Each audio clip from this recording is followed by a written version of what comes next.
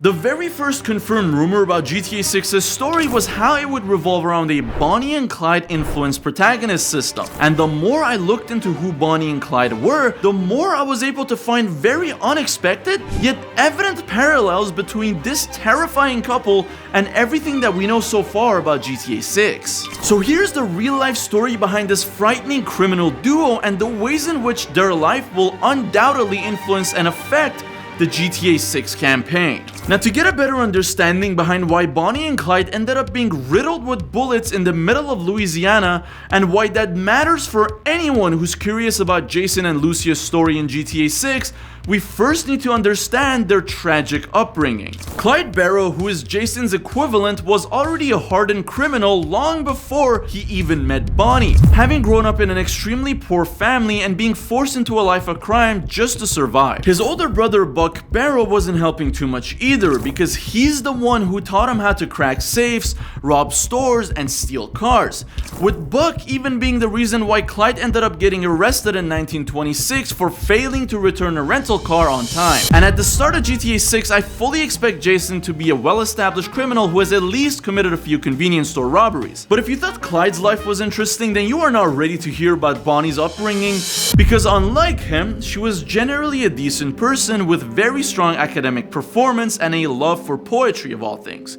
But not everything was going well in her life either. At the age of 4, she had to experience the death of her own father, and due to her rebellious nature and distaste for what her mother wanted of her, she got married in high school to her high school sweetheart, only 6 days before she was about to turn 16, and despite her academic success, she decided to become a waitress to make enough money just to survive. But it somehow kept getting worse for her, because her now husband ended up getting jailed 3 years after their marriage because he committed murder, leaving her all alone in a post-depression world where most people were barely making enough money to feed their families. And based on what we've seen in the trailer, Bonnie's rebellious nature is certainly present in Lucia, whether that's how she sticks her head out of a speeding car or how she has settled for a life of crime with her criminal boyfriend Jason. But there is yet another aspect of GTA 6's trailer that is almost identical to Bonnie and Clyde's story, and it might give us a massive hint at what the plot of GTA 6 could be like. And to get a better understanding of what that similarity is, we need to jump forward to the moment where Bonnie and Clyde finally met each other. In January of 1930, Bonnie and Clyde's path first crossed by chance at a friend's house, and despite Bonnie technically being married at that point, the absence of her husband leads to her falling in love at first sight the moment that she starts talking to Clyde. But it turns out that she is attracted to a very specific type of man, because similar to her last lover, Clyde ends up in prison only 3 weeks after meeting her, this time for stealing a car. And despite them only meeting 3 weeks ago, she would constantly visit him in prison and send him many love letters. And as cute as that sounds, it didn't take long before Bonnie decided to sneak a gun inside the prison in order to help Clyde escape and be with her, marking the very beginning of the famous and terrifying crime spree that this couple was about to go on. But before we can get to that, let's point out a very obvious parallel between Clyde's prison sentence and the beginning of GTA 6's trailer, because I think much like how the trailer started, the story of GTA 6 will begin with Lucia committing some sort of petty crime, like stealing a car for example, like Clyde did, and she'll end up in prison, hence why she thinks that she's in prison because of bad luck. And although I don't think it'll happen, maybe she does also try to escape prison with the help of Jason, which would maybe explain why she gets released with an ankle monitor. But that is just pure speculation, because there's nothing we know so far that would hint at that at all. And before we get to the juicy part, it's important to mention that Clyde's prison escape plan goes completely wrong, with him ending up in a higher security prison than the one he was before. And he gets constantly harassed by this one inmate, and it is that inmate's harassment that leads to one of the biggest moments of his life, where he gets so angry that he takes the man's life. But lucky for Clyde, one of his prison friends was already serving life in prison, so he takes all the blame for killing the guy, meaning that Clyde gets free 2 years later and rejoins Bonnie and resumes their life of crime. Now, whether we'll see a fleshed out prison story with Lucia is unclear, but with the amount of emphasis on her and her ankle monitor in the marketing of the game, I wouldn't doubt it. But with the two criminals being back together, the United States of America were about to experience one of the longest and most destructive crime sprees in their entire history. One that would cause many deaths, many stolen cars, and many robbed banks, and a story that would be almost perfect for a GTA campaign. And it all starts with the creation of the Barrow Gang on March 12, 1932. You see, unlike what we are led to believe, Bonnie and Clyde did not simply work alone, because this is real life. And although a story about a duo who can get away with a lot of crimes sounds more interesting and romantic, the truth was that most of their crimes were committed in a group larger than 6.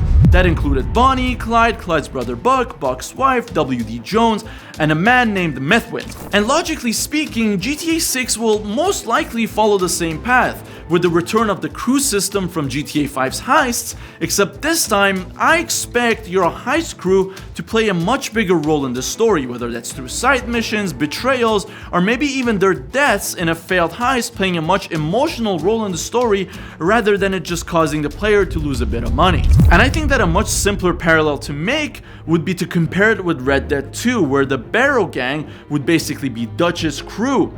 Because in RDR2, your heist crew members consist of your lifelong friends and very interesting quest givers whose deaths and betrayals have a real impact on the story. And much like in a video game, the first few robberies that the Barrow Gang partook in were extremely small time, like convenience store small. Similar to what we saw in some of GTA 6's trailers and even some of the leaked footage that had Jason robbing convenience stores and even a restaurant.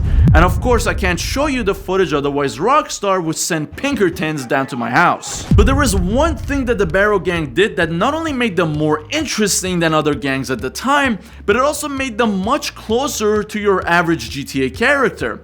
And it was their signature style of robbery, where they would steal money from a store and they would run away using an expensive V8 engine car that they had obviously stolen, making it very hard for regular cops with regular cars to catch up with them because they were simply too slow. And if that wasn't GTA enough of them, they were famous for having very high caliber weapons that even cops wouldn't have access to because they had stolen these weapons from National Guard armories. So you wouldn't just find the type of weapons that they had in a simple store.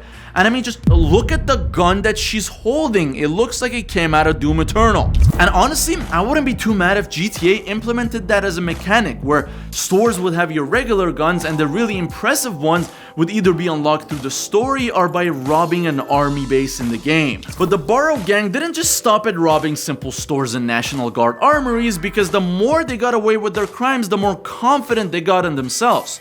So similar to your average GTA character, the natural criminal progression for them was to start robbing banks. And man, once they started, they could not stop. First, they robbed very small banks where there wouldn't be too much money. But their biggest robbery was that of the First National Bank in Lawrence, Kansas, where they made it out with $33,000, which is the equivalent of $500,000 in today's money. And that's a lot of money. Up until this point, Bonnie and Clyde were pretty much seen as modern day Robin Hoods, and your average civilian was a pretty big fan of these people. And the couple wasn't too mad about it, with them releasing a lot of pictures of themselves to the public, and Bonnie constantly writing poems about their crimes and their life on the run. And I fully expect the modern day Robin Hood story to be present in GTA 6, since there was a massive emphasis on the virtual social media presence in the GTA 6 trailer. Because the way I look at it is, what if you have a similar system to the reputation points in Red Dead Redemption 2, where doing acts of evil makes people hate you on social media, and doing good deeds like helping people actually gives you likes and more fame on social media. The possibilities are kind of endless, but we'll have to see what they do with that. But Bonnie and Clyde's story wasn't all that happy either, as all of their success so far is really just within the 1-year span after Clyde's release from prison, as their lives were about to get significantly worse. It turns out that the bigger their heist targets became, the more violent their crimes also got. And they ended up shooting 2 cops in one of the cities that they were in, and that shootout ended up being one of the worst things to happen to them. After the events of this shootout, the public perception of them completely shifted, with them no longer being regarded as rebellious lovers, but cold-hearted killers. And the more reckless they got, the closer the cops got to arresting them. Their eventual downfall began in May of 1933, where the US Commissioner at Dallas issued a warrant against Bonnie and Clyde for illegally passing state lines with a stolen car. and so began the FBI manhunt for this dangerous couple. 2 months later, Clyde's brother Buck was fatally wounded in a police shootout, and his wife was captured by the cops, and later that same year, pretty much the rest of that crew either died or got captured by law enforcement, which left Bonnie and Clyde alone trying to flee from the police whenever they could, shooting and killing any cops that would eventually come in their way. And if their situation wasn't bad enough already, the couple decided that they would break one of their gang's members out of prison just by raiding the place up front. And shockingly, despite costing the lives of a few prison guards, they were completely successful. Now obviously we don't know if any of these events will actually happen in GTA 6 because most of these leaks so far were based on the game's mechanics rather than any sort of story beats.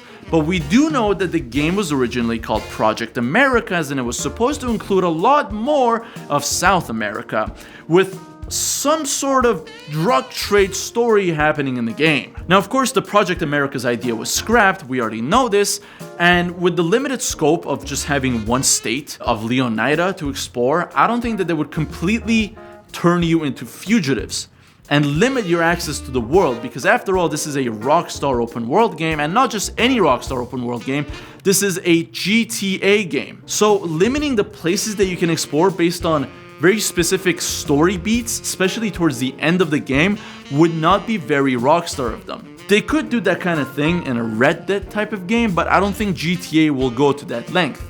I could be wrong, but I don't think they're gonna follow the story of Bonnie and Clyde one-to-one, at least not to this point. But despite all of that, I do think that there was one aspect of their life, towards the end of it at least, that Rockstar might replicate one-to-one. Let me explain myself. Towards the end of their criminal rampage, Bonnie and Clyde were betrayed by one of their gang members who, once arrested, decided to tell the cops the location of Bonnie and Clyde just so he could get a shorter sentence. Once the cops found this out, they camped inside of the bushes in that area and waited for Bonnie and Clyde to arrive. And the very second that they saw the criminal couple's car, without a single bit of hesitation, they began shooting at the car and riddling it with bullets, making sure that the couple had zero chances of escaping this sticky situation that they were in, marking the end of Bonnie and Clyde's life. Now, funnily enough, the car itself is actually a tourist attraction that you can find in Nevada, and knowing Rockstar, who loves to take notes out of real stories, pop culture, and current events, I would not be too shocked if there were multiple endings to GTA 6 where in one of them, Lucia and Jason would get turned into Swiss cheese by cops. And if you don't want to turn into Swiss cheese, make sure to subscribe to my page. I love you.